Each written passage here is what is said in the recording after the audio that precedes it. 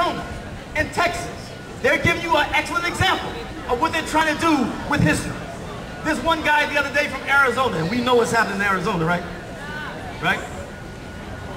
It's not just driving while brown, it's being while brown, right? That foolishness they have in Arizona. But one guy came out in Arizona, he said that we have to stop, this is what he said, we have to stop teaching history that causes people to dislike another people, right?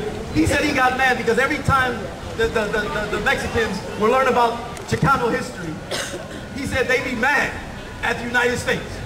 He said, so we have to stop teaching history that causes people to be mad at other people. Translation, we have to teach history in such a way that you don't talk about the crimes of what this country has done. Don't talk about the crimes. You can learn Chicano history, you can learn African history, you can learn Native American history, you can learn whatever history you want, but don't learn it in such a way where it talks about the crimes that we've done. So now you have in Texas, they're trying to change the textbooks. And in one of the textbooks that they're changing, they're taking out the slave trade. They don't want to talk about the slave trade, right? And so they're taking that out. And see, it's not just bad when you give something a history that's a lie. What's also just as bad is when you don't mention certain things, when you don't cover certain things. That adds to the lie. And so now they don't want to deal with the slave trade as it relates to Texas. No, they're trying to use history in a way that actually covers their crime, that actually builds them up, gives them a sense of supremacy.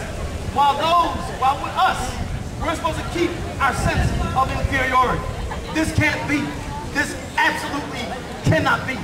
And so Malcolm was critical. Study history. Because anyone will tell you that the way you can tell someone's future behavior is by their past behavior. The closest way that you can tell future behavior is by looking at a person or a people or a government's past. Once you understand their past or that person's past, you'll get an idea into their future. So history is extremely, extremely critical. Another point. Remember how they told us, for example, in Christopher Columbus, when Christopher Columbus in 1492, he sailed the ocean blue. You remember the song, right? 1492, Columbus sailed the ocean blue. One, they never told us, for example, that our Native American brothers and sisters begin that year as the beginning of their Holocaust. 1492. They don't tell us that. They don't tell us, for example, that something else happened in 1492.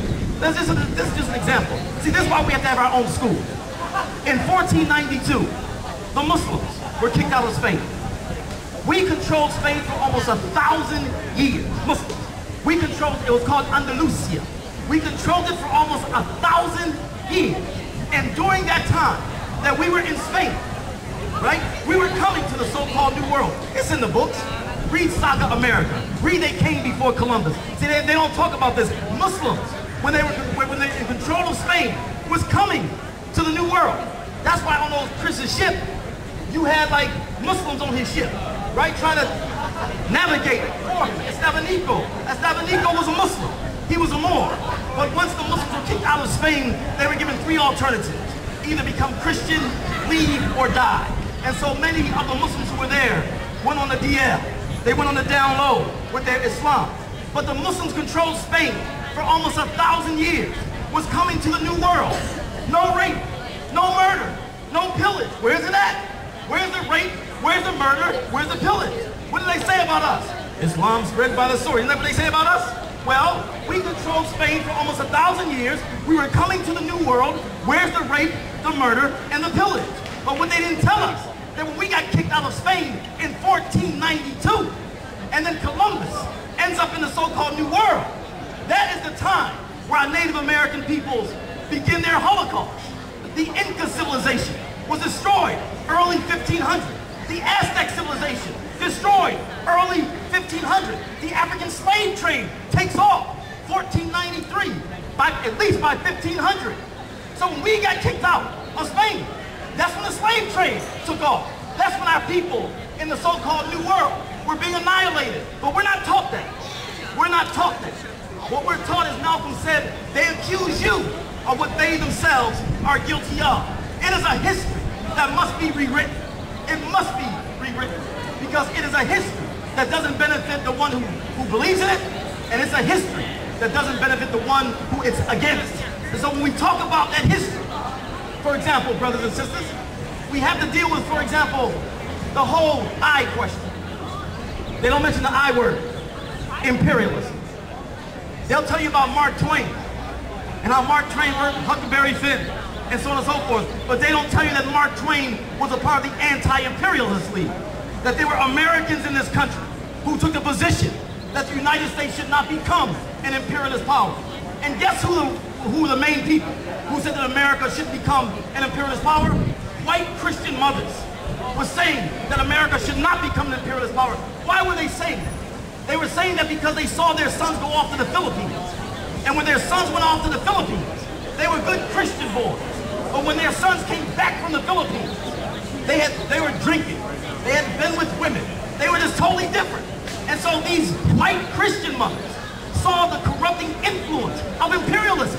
So you have white Christian mothers saying, no, America should not become an imperialist power. But what does the history say? It is a history that we're given that's rooted in imperialism. It is a history that is written, designed to disguise and to camouflage the crimes that were committed in taking people's land.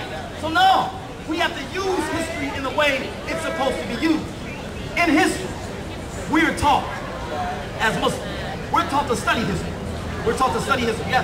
Because there's moral lessons in history. And these moral lessons must be followed. Moral lessons. There was a moral lesson in Vietnam. That was a moral lesson. Just because you think you're Goliath, just because you have more money and you have more weapons, just because you are more physically powerful, that does not give you the right to steal another people's land. Just because you are Goliath, Goliath always has to be careful of David. All throughout history, you will see lessons. And so we are taught, study history, and find its lessons. There's a history that's associated with how nations rise and fall. If America is not careful, actually, America is kind of on the way as an empire. America is actually coming down as an empire because those who are in charge of the empire are not learning from history. They're making the same mistakes that the Roman Empire made. They're some of the exact same mistakes.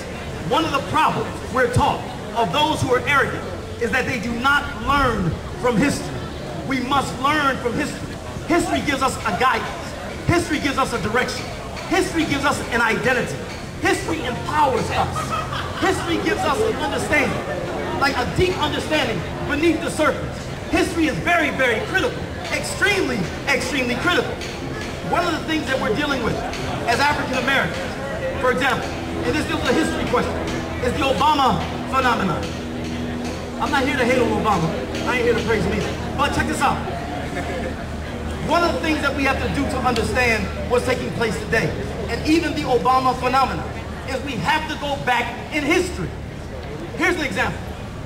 Martin Luther King, for example, said this. He said, the problem with these politicians who are chosen for us by the system is that they may be black, in terms of they may be black. At the same time, they come to black people with no program. They make no promises and they have no program specifically for black people. So Martin Luther King said what? That's how we can tell they're from the system. And that's why we do not support them. Now, if you just take that statement right there, you will understand the Obama phenomenon. Really. That here's a black politician who made no promises to black people. Made no promises. Offered black people no program. But he was black. If we understand our history, we'll understand what's going on today. There were things that Dr. King said and Malcolm said that if we understood that, plugged into that, we understand what's happening today. There are those who don't want you to plug into your history. What happened back during that time? What happened in the 60s? What happened in the 80s? They don't want you to know.